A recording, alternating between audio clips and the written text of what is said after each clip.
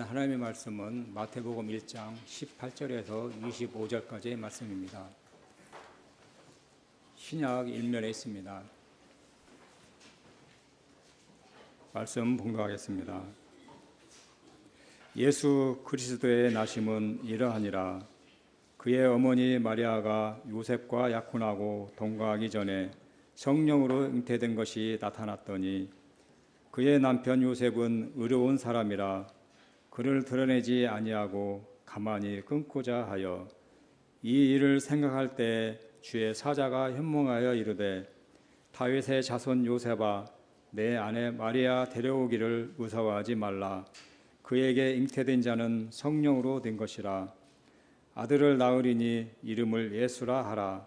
이는 그가 자기 백성을 그들의 죄에서 구원하실 자이심이라 하니라. 이 모든 일이 된 것은 주께서 선지자로 하신 말씀을 이루려 하심이니 이르시되 보라 처녀가 잉태하여 아들을 낳을 것이요 그의 이름은 임마누엘이라 하리라 하셨으니 이를 번역한즉 하나님이 우리와 함께 계시다 함이라. 요셉이 잠에서 깨어 일어나 주의 사자의 분부대로 행하여 그의 아내를 데려왔으나 아들을 낳기까지 동침하지 아니하더니 낳음에 이름을 예수라 하니라. 아멘. 지난주 한 성도님과 이야기를 나눴습니다. 믿음에 관해서 했는데요. 그래서 본문을 묵상하면서 그 믿음이 무엇인지 묻고 또 나름대로 그 물음에 답해 보았습니다. 여름에 새벽에 교회를 올 때입니다. 서신교를 건너다 보면 이제 목이나 팔에 거미줄이 걸릴 때가 있습니다. 거미줄이 제게 걸리는 것인지 제가 거미줄에 걸리는 것인지는 늘 모르겠는데 그때마다 제가 동일하게 묻는 것이 있어요. 거미가 이 거미줄을 어떻게 쳤을까요? 보시면 다리의 이쪽에 이제 다리 난간이 있고 거기로부터 이제 사람이 지나갈 수 있는 데가 이제 양팔 넓이 정도 됩니다. 그리고 이쪽에는 이제 도로와 구분되는 또 난간이 있어요. 그러니까 그 사이에 지금 거미줄을 쳤다는 건데 그러면 거미가 사실 이렇게 날아가진 않았을 거잖아요. 그러면 거미가 거미줄을 내면서 이 제 가슴 높이 정도 되는데 거기서부터 이렇게 이쪽에 난간을 내려와서 또 계속 내면서 양팔 넓이 거리 되는 그 길이를 또 지나가고 또 그리고 나서 다시 또 제 어깨 이 허리쯤 되는 높이까지 난간을 타고 올라가서 이 거미줄을 내리면서 간 다음에 거기에서 거미줄을 팽팽하게 당겼을까요? 제가 늘 그게 궁금합니다. 제가 그러면서 이 매일 아침마다 그렇게 오면 생각하면서 보는 거는 제가 많은 것들을 모르고 산다는 거예요. 많은 것을 알려고 하고 또 나름대로 안다고 사는 듯하지만 실제로 살아가면서 모르는 게 너무나 많다. 이런 것들을 한번 깨닫게 됩니다. 또 새벽에 오다 보면요, 교회 뒤편으로 이제 달이 떠 있는 것을 보게 되는데요. 뭐 조금 있으면 또 해가 뜨기도 합니다. 그러면 달이나 해가 왜 뜨는가? 한번 생각해 보면 우리가 아는 바들은 지구의 자전 때문입니다. 그러니까 지구가 서에서 동으로 이게 돌기 때문이다 이러는데요. 그럴 때 지구가 자전하는 것과 또 지구가 내일 또 자전한 것을 믿는 것은 좀 다르잖아요. 그러니까 지금 해가 떠 있는 것과 내일도 해가 뜰 것을 내가 믿는 것은 분명히 다르겠다라는 거예요. 그러니까 지금까지는 해가 떴습니다. 그래서 오늘까지 해가 떴다고 해서 내일도 해가 뜰 거라고 어떻게 보장할 수 있겠는가라는 거예요. 내일은 얼마든지 해가 안 뜰 수 있지 않겠습니까? 그러고 나면 정말 우리가 모든 것을 다 잘 알아서 사는 것은 아니겠다라는 생각이 들면서 오히려 어떻게 사는 거예요? 믿음으로 사는 거예요. 오늘까지 이랬으니 내일도 이럴 거라고 믿고 내일도 이러기를 기대하고 소망하며 사는 것이겠다라는 생각들을 해보게 되는 겁니다. 근데 우리의 믿음이 이와 같습니다. 믿음은 단순히 아는 것과 다르고 또 믿음은 믿어지는 것만은 아니다 하는 거예요. 오히려 다 알 수 없고 믿어지지 않는 것 투성입니다. 그러나 그 속에서 믿기로 작정하는 것이고 그럼에도 불구하고 그대로 살아내는 것입니다. 본문에서 요셉은 그 믿음을 분명히 고백하고 있습니다. 요셉은 예수님의 아버지입니다. 누구보다 믿음으로 살았는데 예수님의 어머니이자 아내인 마리아에 비해서는 크게 주목받지 못합니다. 어떤 사람들은 그렇게 이야기하기도 합니다. 요셉의 아들 예수다 이렇게 이야기하면 그 표현이 동정녀 마리아에게서 나섰다는 신앙 고백과 대치되는 것처럼 여기는 거예요. 그래서 이제 그렇게 이야기하지 않기도 합니다. 그러나 하나님의 뜻은 오늘 말씀에서도 분명히 알 수 있지만 요셉의 믿음으로 이루어졌다 하는 거예요. 요셉이 마리아와 약혼했을 때입니다. 우리말로 약혼이라고 번역했지만 실은 약혼보다 훨씬 더 깊은 뜻이 있습니다. 당시 유대 사회에서 이 말은 증인들 앞에서 하는 정식 혼전 의식이었습니다. 물론 이후로도 여자는 여전히 친정에 머물러야 했고 또 성관계는 불가능했지만 법적으로 여자는 이때부터 남자에게 속하였고 또 사실상 결혼한 것과 다름없어서 약혼을 하고 헤어지려면 따로 이혼 절차를 밟아야만 했습니다. 당연히 여자가 간음하면 그것이 이혼 사유가 됐은 건 물론이고 여자는 간음죄로 다스려지곤 했습니다. 그런데 지금 마리아가 임신했습니다. 요셉의 마음이 어땠을까요? 누가복음을 보면 마리아는 내가 임신 사실을 알기 전에 천사의 방문을 받습니다. 그래서 천사가 내가 임신할 것을 알려줘요. 그런데 지금 오늘 본문에서 요셉은요 그 반대입니다. 아직 주의 사자가 와서 아내 마리아가 임신할 거라는 것을 알려주기 전에 이미 마리아가 임신했다는 것을 먼저 아는 거예요. 그리고 나서 이제 주의 사자가 하는 이야기를 듣게 되는 거죠.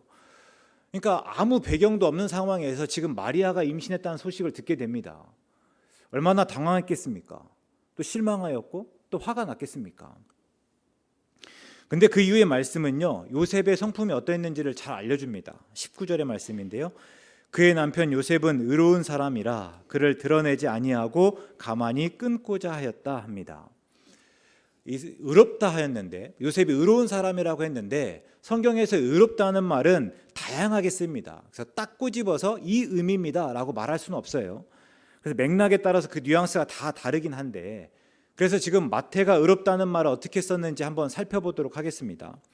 5장에서 먼저 이런 이야기를 하고 있는데, 예수님이 원수까지 사랑하고 너희를 박해하는 자를 기도하라 말씀하십니다.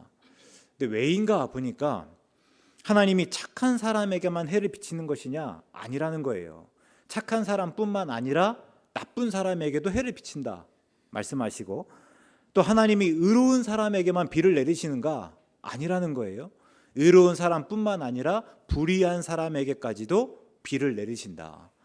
그러니 하나님이 차별하지 않고 누구나 사랑하시니 우리도 원수나 우리를 박해하는 자라고 할지라도 그들을 사랑하는 게 맞다, 옳다, 당연하다, 뭐 이런 얘기들을 말씀하시거든요. 그러면서 앞에서 의롭다라는 말씀하셨잖아요. 그러니까 이때 의롭다는 것은 당연히 불의의 반대말이에요. 그리고 그래서 이 의롭다는 것은 죄를 짓지 않는 것이다 라는 의미를 가지게 됩니다. 또 23장 28절에서 예수님은 외식하는 서기관들과 바리새인들에게 화를 선포하시는데요, 이렇게 말씀하십니다. 이와 같이 너희도 겉으로는 사람에게 옳게 보이되 외식과 불법이 가득하도다. 이때 옳게 보이되 할 때 옳다가 의롭다와 같은 단어입니다. 그러니까 옳다라고 하는 것은 뒤에 외식과 불법이 아닌 것이에요. 그래서 이런 표현들을 좀 살펴보면서 정리해 보면, 요셉이 의로운 사람이라고 할 때 그 의롭다라고 하는 것은요 율법을 잘 지킨다라는 의미예요. 그러니까 요셉은 율법을 잘 지키는 사람이었다 하는 거죠. 그래서 이런 일이 있을 때 요셉은 율법에 따라서 마리아를 대하여만 했습니다. 그럼 율법의 규정이 무엇인가 보면 신명기 22장에서요 돌로 쳐 죽이는 일입니다.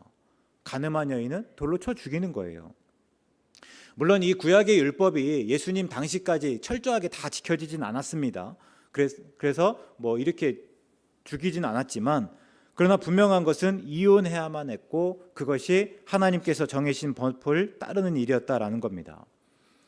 그런데 그 다음 구절이 무엇인가 보니까 그 요셉이 간음을 드러내지 않고 가만히 끊고자 하였다라는 겁니다.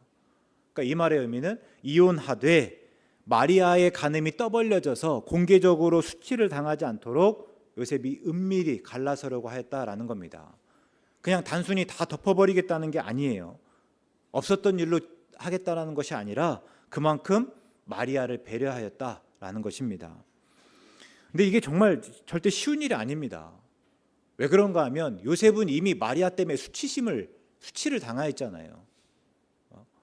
그러니까 그 안에 앙심이 있을 수 있지만 그럼에도 불구하고 그러나 마리아만큼은 수치를 당하지 않도록 요셉이 배려하였다라는 거예요.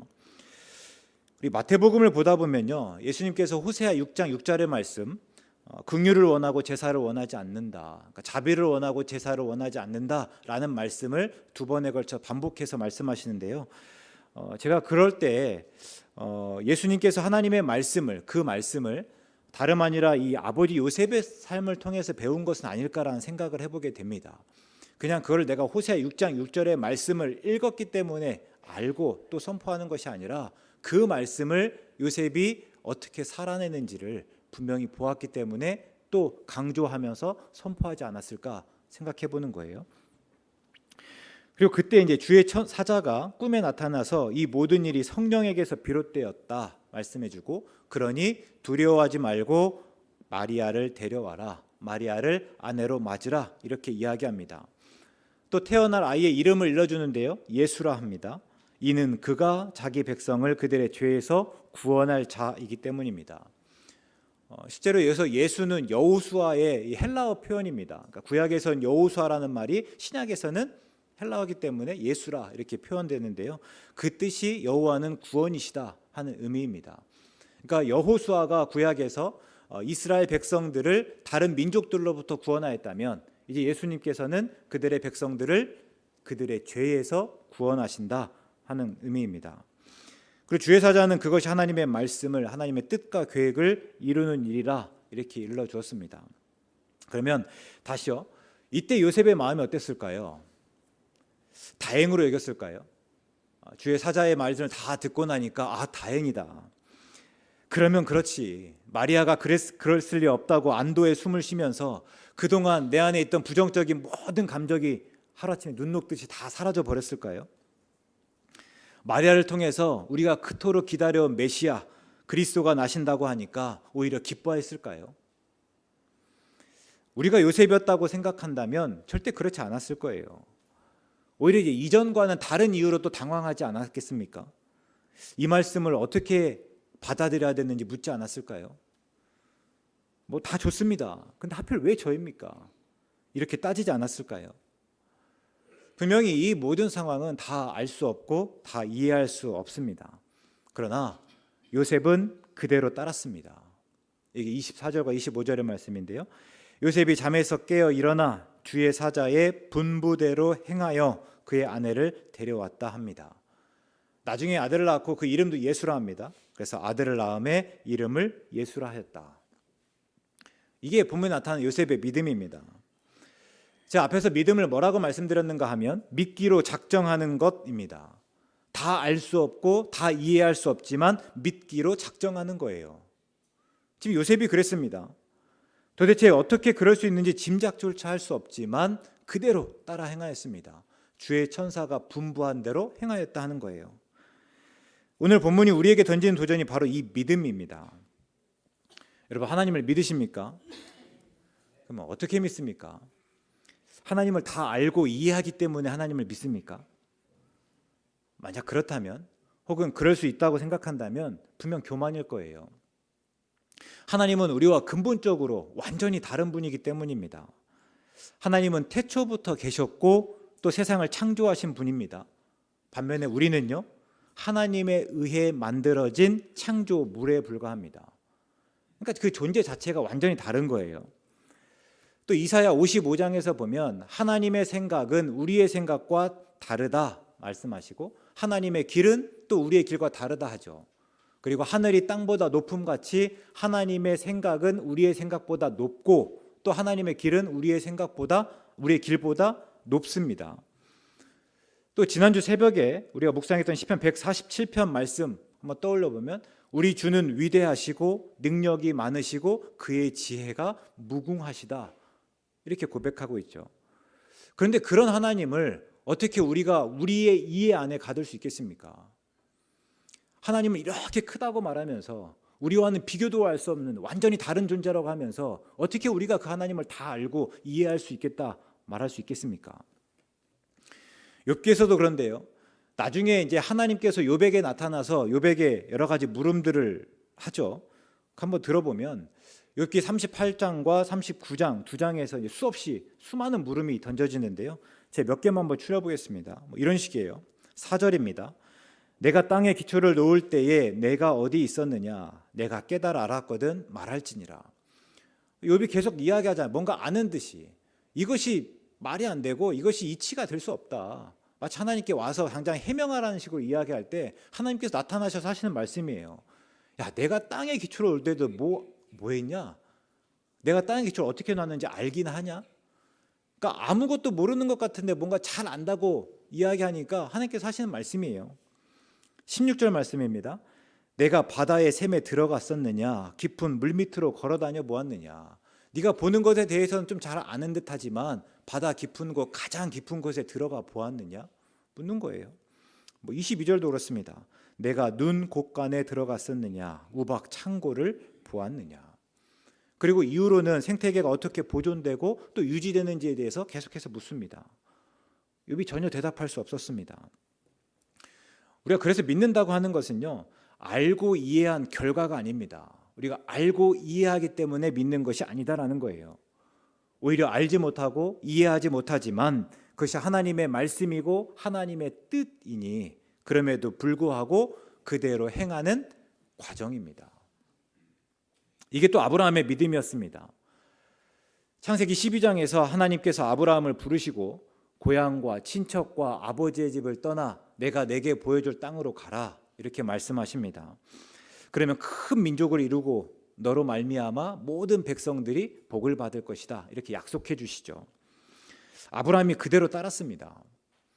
근데 우리가 아브라함의 이야기를 잘 알기 때문에 그냥 당연하게 여기지만 사실은 절대 당연하지가 않잖아요. 아브라함은 이전에 하나님을 알지 못했습니다. 그런데 하나님께서 어느 날 갑자기 나타나서 말씀하시기를 너에게 가장 소중한 것을 다 버리고 그것들을 다 떠나버리고 내가 가라는 곳으로 가라 하는 거예요. 전혀 예상하지 못했습니다. 무조건이에요. 왜 나여야 하고 내가 어떤 자격을 갖추어서 나를 지명하셨는지에 대해서는 아무런 말씀이 없으십니다. 그런데 아브라함은 그 하나님의 말씀을 믿기로 작정하였고 순종하였고 그 믿음을 하나님께서는 그 믿음을 의로 여기셨습니다. 창세기 22장에서 하나님께서 다시 아브라함을 부르셨습니다.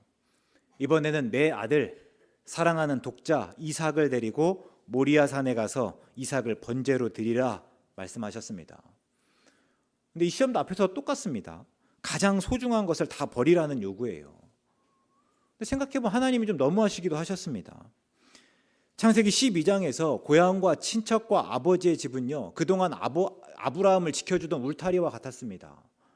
그러니까 그렇게 고향과 친척과 아버지의 집에 머물러 있었기 때문에 그렇게 서로 이렇게 어울려 살고 있었기 때문에 다른 백성이나 다른 민족들의 침입으로부터 안전할 수 있었던 거죠. 근데 그 모든 것을 떠나서 내가 내게 보여줄 땅으로 가라 이렇게 말씀하시는 거예요. 근데 이 정도는요 물론 두려운 일이지만 그 울타리를 벗어난다는 것이 두렵지만 그러나 생각해보면 잃어봐야 나를 잃는 정도잖아요. 한번 모험해 볼 수 있는 겁니다. 우리가 보통 올인이라고 하잖아요. 내 모든 것들을 걸어보고 하나님이 주시겠다고 하는 거 정말 주시는지 한번 내가 모험 걸어볼 수 있잖아요. 그런데 이번에는 완전히 다릅니다. 100세에 얻은 아들이에요. 하나님이 말씀하신 대로 아브라함이 그토록 사랑하는 독자 이삭입니다. 그러니까 이삭은 모험의 대상이 아닐 뿐만 아니라 나를 잃어서라도 반드시 지켜야 하는 그런 존재입니다. 그런데 그 이삭을 번제로 드리라 하는 거죠. 근데 이 명령을 어떻게 들을 수 있겠습니까? 근데 아브라함이 들었습니다. 아브라함이 하나님께서 말씀하신 그대로 했습니다. 아들을 데리고 모리아 산으로 가서 제단을 쌓고 나무를 버려놓고 그 위에 그 아들을 결박하였습니다. 그리고 칼을 들어서 아들을 죽이려 했죠. 그때 하나님의 사자가 아브라함을 말리며 말했습니다. 내가 내 아들 내 독자까지도 내게 아끼지 아니하였으니 내가 이제야 내가 하나님을 경외하는 줄을 아노라. 그러니까 이제야 내 믿음이 진실하다는 것을 안다라는 거예요. 말도 안 되는 듯하지만, 다 알 수 없고 이해할 수 없지만 아브라함이 그대로 행하기로 하였을 때 그제야 하나님께서 아브라함의 믿음을 분명히 보았다 하는 것입니다. 그리고 하나님께서는 이후에 창세기 12장에서 약속하셨던 그 복을 재확인시켜 주셨습니다. 이 시험의 서로 서운함과 또 그 서운함을 어떻게 이겨야 하는지에 대해서는 제가 지난 수요 기도의 시간에 나누었습니다. 그러면 이 아브라함의 시험을 통해서 우리가 들어야 할 말씀은 무엇인가 할 때요, 하나님을 믿는다는 것은 우리의 이해를 넘어서 하나님의 말씀을 따르는 행함이라는 것입니다. 이렇게 드릴 때 오해하지 마시기 바랍니다. 지금 제가요, 요셉이 하나님의 말씀을 믿지 못하였다 이렇게 말하는 것이 아닙니다. 또 제가 드리고자 하는 말이, 그래서 알고 이해하려고 하지 말라, 묻지도 따지지도 말고 덮어놓고 행하기만 하라 이렇게 말씀드리는 것도 아니에요. 제 개인적인 신앙은 오히려 정반대입니다. 이해를 추구하는 신앙이에요. 그러니까 faith seeking understanding 뭐 이렇게 이야기하는데요, 어떻게든지 간에 내가 이 말씀을 붙들고 이해하려고 애쓰는, 노력해 나가는 신앙이 제 신앙이에요. 그래서 믿는다고 할 때 우리는 얼마든지 이해할 수 있어야 된다 하는 것이고, 그래서 제가 늘 당부하는 것이 묻고 따지고 그 답을 얻어라 하는 것입니다. 야곱이 야복 가까이에서 하나님과 씨름하며 그 하나님을 붙들었던 것처럼 우리가 오늘 하나님의 말씀을 대할 때에 그 말씀이 떠오르는 물음을 가지고 씨름해야 되고, 그 가운데서 하나님의 뜻을 깨달아야 되고 하나님의 음성을 들어야 된다 하는 것입니다.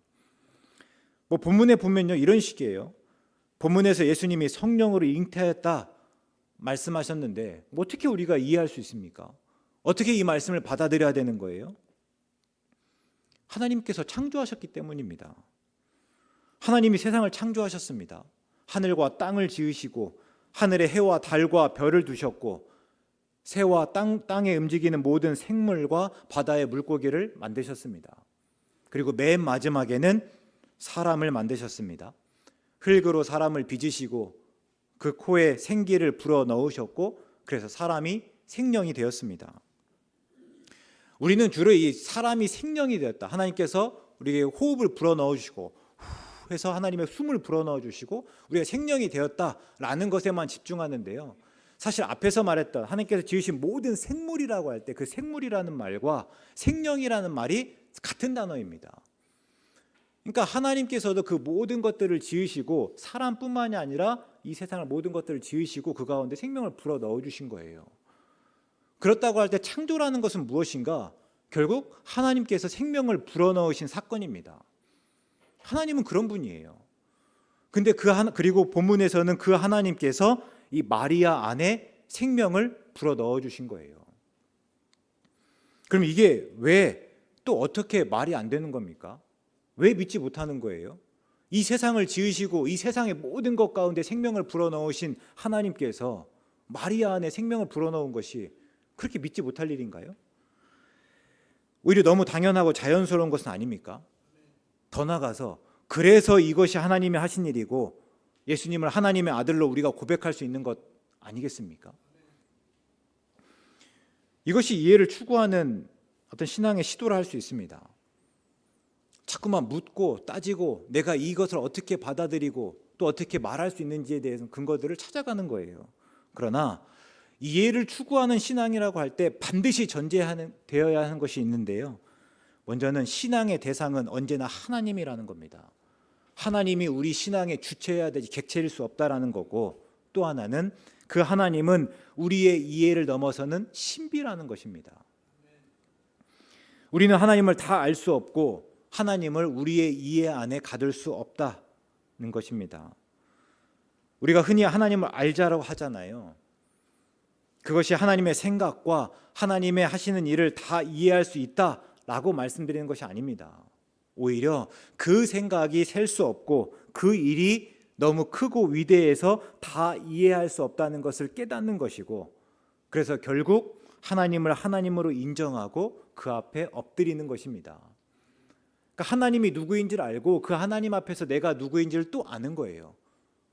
그리고 나는 하나님을 의지하며 하여 살아갈 수밖에 없는 존재임을 깨닫는 것, 그것이 궁극적으로 하나님을 아는 것이다 라는 거예요.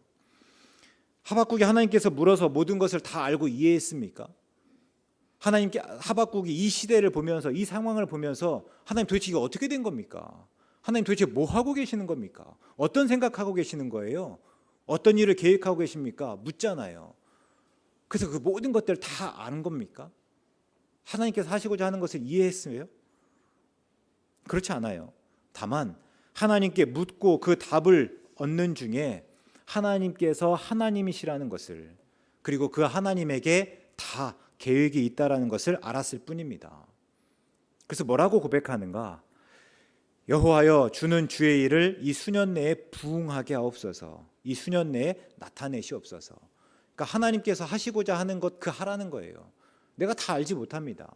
하나님께서 어떤 일 하실지 하나님께서 세세하게 다 일러주지 않았고 내가 다 그거 이해하지 못합니다.